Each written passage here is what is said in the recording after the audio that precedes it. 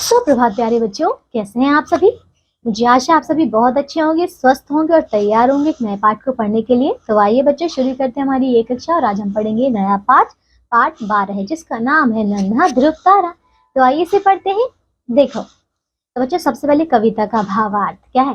कविता का सार यह है कि हमें अपने सपनों को कभी नहीं छोड़ना चाहिए, भले ही हमें कितनी भी कठिनाइयों का सामना करना पड़े। ठीक है बच्चों, है ना। हमारे सपने ही हमें आगे बढ़ने की प्रेरणा देते हैं और हमें अंधेरे में भी रास्ता दिखाते हैं। तो समझ आया। अब आप सभी भी बच्चों सपने देखे और उन्हें पूरा करने की कोशिश कीजिए। आइए पढ़ते इस प्यारी सी कविता को। देखो, ऊंचा और खींच दे कोई सपनों का कंदील हमारा, धरती से अच्छा लगता है अंबर में अपना उजियारा। तो बच्चों इसका अर्थ है, कहते हैं यहाँ पे सभी बच्चे कह रहे हैं कि कोई ऊंचा और खींच दे क्या, सपनों का कंदील हमारा, यानी कि हमें सपनों को और ज्यादा बच्चों देखने की हमें कोई अनुमति दे दे, हमें कोई और ज्यादा सहारा दे दे। और धरती से अच्छा लगता है अंबर में अपना उजियारा, है ना बच्चों। हर किसी को पसंद है कि हमने जो सपने देखे हैं वो पूरे हो और वो आसमान में चमके, है ना। देखिए आगे, देखो इसके आगे, दूर आ रहा होगा कोई मेरे घर का पता पूछता, उसे भटकने से रोकेगा यह मेरा रंगीन सितारा, ऊंचा और खींच दे कोई सपनों का कंदील हमारा। तो बच्चों इसका अर्थ ये देखो, बच्चों कह रहे हैं देखो, अगर कोई दूर पूछता हुआ, यानी कि कभी कोई मेरे बारे में पूछता हुआ आएगा कि मैं कहाँ पे हूँ, तो फिर उसे कैसे पता चलेगा।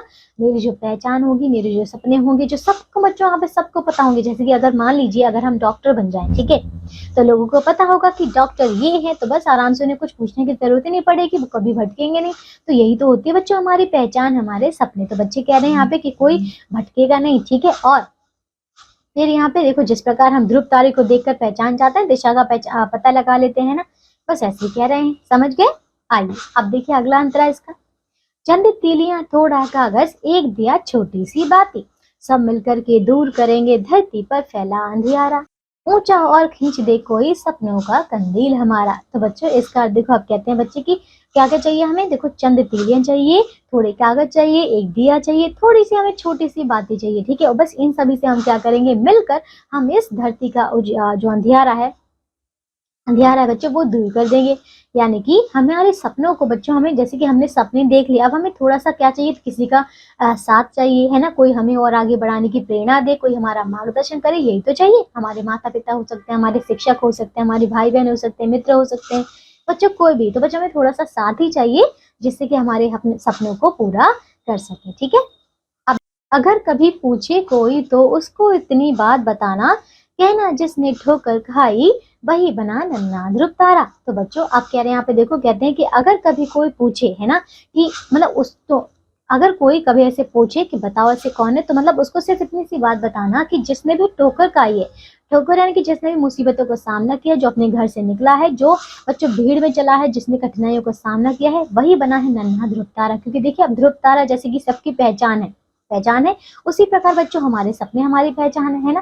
तो जब हम मेहनत करेंगे तभी तो सपने पूरे कर पाएंगे। क्या घर पे बैठे बैठे पूरे हो सकते, नहीं हो सकते, ठीक है ना। तो जिसने मेहनत की है वही बना है ध्रुव तारा, है ना, उसी की पहचान बनी है।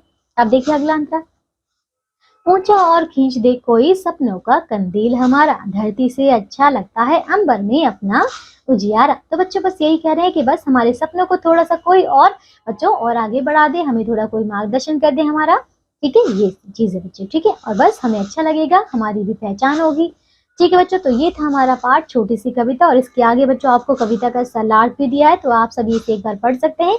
इस कविता के कवि हैं सर्वेश्वर दयाल सक्सेना, ठीक है।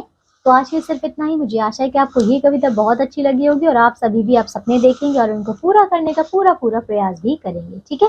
तो आज के बच्चों सिर्फ इतना ही। अब हम मिलेंगे अगली कक्षा में, पढ़ेंगे कुछ नया पाठ। तब तक के लिए अपना ध्यान रखिए, नए नए सपने देखिए, उन्हें पूरा करने की पूरी मेहनत कीजिए, ठीक है। बाय।